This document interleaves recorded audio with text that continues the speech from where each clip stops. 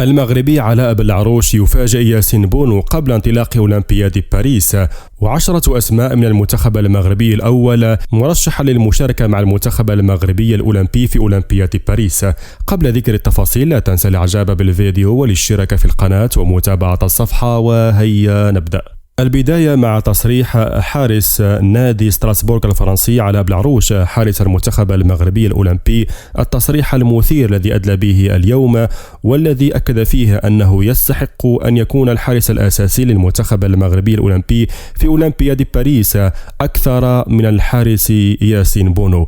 وقال علاء بلعروش في تصريح ما يلي: شرف لي أن ألعب إلى جانب ياسين بونو مع المنتخب المغربي في أولمبياد باريس القادمة، ولكن أنا من يستحق أن يكون الحارس الأساسي للمنتخب الأولمبي، بل أنا من يحتاج لهذه الفرصة أكثر من ياسين بونو، ولكن في نهاية المطاف يبقى الاختيار للمدرب.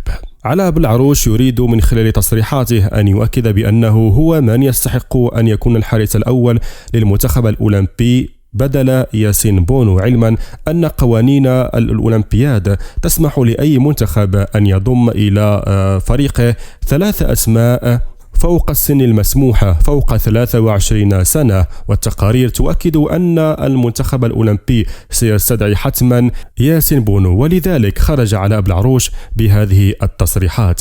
علاء بلعروش كان الحارس الأساسي للمنتخب الأولمبي في كأس أفريقيا لأقل من 23 سنة، قدم حينها مستويات جيدة ولكن كانت له هفوات لا تغتفر.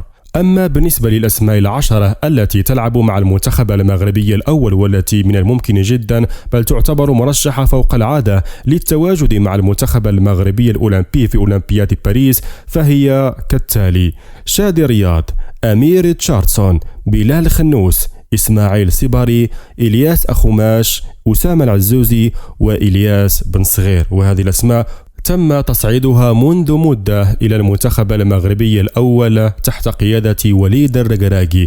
هذه الأسماء 7 سينضاف إليها 3 أسماء فوق سن 23 سنة، حيث تنص قوانين الأولمبياد على أن كل المنتخبات المشاركة من حقها أن تضيف إلى قائمتها النهائية الخاصة بالأولمبياد 3 أسماء فوق السن 23 سنة. والأسماء 3 المرشحة بقوة للتواجد مع المنتخب المغربي في أولمبياد باريس هي كالآتي: الحارس ياسين بونو، المدافع أشرف حكيمي، بالإضافة لنجم ريال مدريد إبراهيم دياز. ولكن إلى حدود اللحظة لم يتم الحسم بصفة رسمية في هوية هذه الأسماء 3، وتبقى هذه الأسماء التي ذكرنا مرشحة بقوة لأن تكون متواجدة مع المنتخب المغربي في أولمبياد باريس.